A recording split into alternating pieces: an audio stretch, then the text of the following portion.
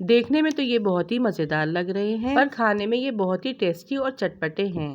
تو یہ Chinese chicken کٹلٹ کو آپ قریب 1 مہینے کے لیے اسٹور بھی کر سکتے ہیں، اور جیسا کہ آگے رمضان بھی آ رہے ہیں تو یہ ریسیپی افطار میں 4 چاند لگا دے گی۔ بسم اللہ الرحمن الرحیم۔ السلام علیکم، ویلکم ٹو مائی چینل۔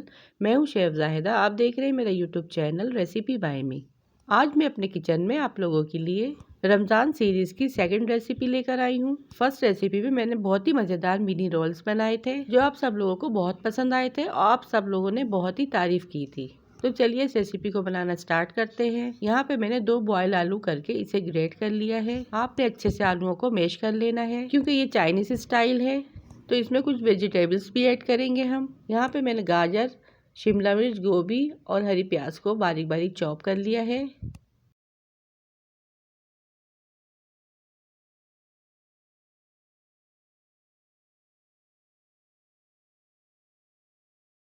لیکن یہ ایڈ کرنے سے پہلے اس میں کچھ اسپائسیز ایڈ کروں گی۔ 2 ٹیبل اسپون کٹا ہوا دھنیا، 1 ٹی اسپون کالی مرچ پاؤڈر، 1 ٹی اسپون زیرہ پاؤڈر، 4 موٹی ہری مرچوں کو باریک چاپ کر کے ایڈ کیا ہے، 1 ٹی اسپون کٹی لال مرچ، 1 ٹی اسپون پیسی لال مرچ، 1 ٹی اسپون نمک، 2 ٹیبل اسپون کارن فلور، 1 باؤل چکن کو میں نے شریڈ کر کے ایڈ کیا ہے۔ چکن کو میں نے پہلے نمک ڈال کے بوائل کر لیا تھا۔ اب باری آتی ہے ویجیٹیبلز ایڈ کرنے کی۔ جتنی بھی ہم نے ویجیٹیبلز چاپ کی ہوئی ہیں ایک ایک کر کے سب ایڈ کر دیں گے۔ اب اس میں ہم چائنیز فلیور کو انہینس کرنے کے لیے سویا سوس ایڈ کریں گے۔ سویا سوس یہاں پہ میں نے 2 ٹیبل اسپون ایڈ کی ہے۔ اس کے ساتھ ہی میں نے 2 ٹیبل اسپون چلی گارلک سوس بھی ایڈ کی ہے۔ اب باری آتی ہے اسے اچھے سے مکس کرنے کی۔ ہاتھ کی مدد سے اسے اچھے سے مکس کریں گے تاکہ ساری چیزیں آپس میں کمبائنڈ ہو جائے اور ایک اچھا سا مکسچر ہمارا ریڈی ہو جائے۔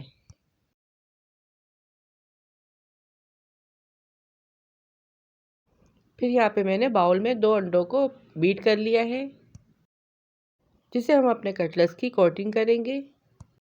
اس سے کٹلٹس کا ٹیسٹ اور زیادہ انہینس ہو جاتا ہے اور کھانے میں تو بہت ہی مزہ آتا ہے۔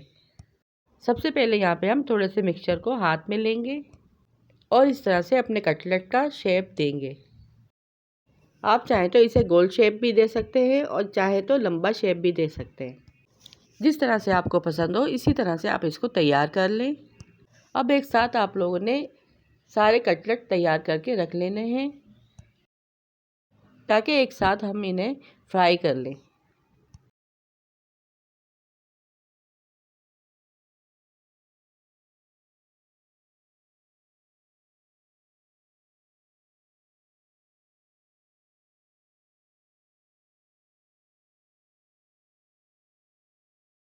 اور یہ دیکھیے اس طرح سے میں نے سارے کٹلٹ کی شیپ دے دی ہے۔ اب اس اسٹیج پر آپ انہیں فریز بھی کر سکتے ہیں۔ رمضانوں میں ہر کسی کو چین چاہیے ہوتا ہے تو یہ ریسیپی رمضانوں کے لیے ایک بیسٹ آپشن ہے۔ اب جو ہم نے انڈے کو بیٹ کر کے رکھا ہوا تھا اس میں ہم ایک ایک کر کے اپنے کٹلٹ کو ایڈ کریں گے اور اچھے سے اس کی کوٹنگ کر کے تیل میں ڈال دیں گے۔ تیل یہاں پہ آپ کا زیادہ گرم نہ ہو بلکہ میڈیم گرم ہونا چاہیے۔ پہلے ایک سائڈ پر ہمیں انہیں گولڈن سا کلر آنے دینا ہے۔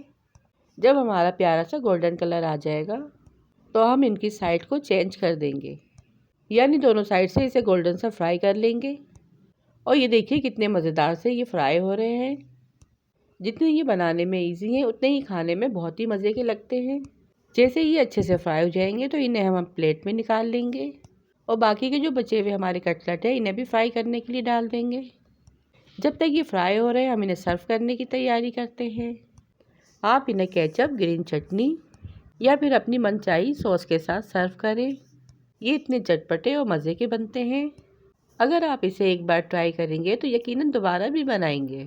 اب اس کے بعد میں رمضان سیریز کی 3rd ریسیپی شیئر کروں گی۔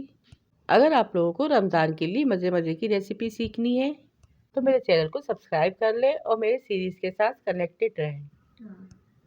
ویڈیو پسند آئی تو ویڈیو کو لائک شیئر، چینل کو سبسکرائب لازمی کیجیے گا۔ اب ملوں گی آپ سے کسی اور مزیدار سی ریسیپی کے ساتھ۔ رکھیے گا اپنے پیاروں کا ڈھیر سارا خیال، دعا میں یاد کیجیے گا۔ Thanks for watching. اللہ حافظ۔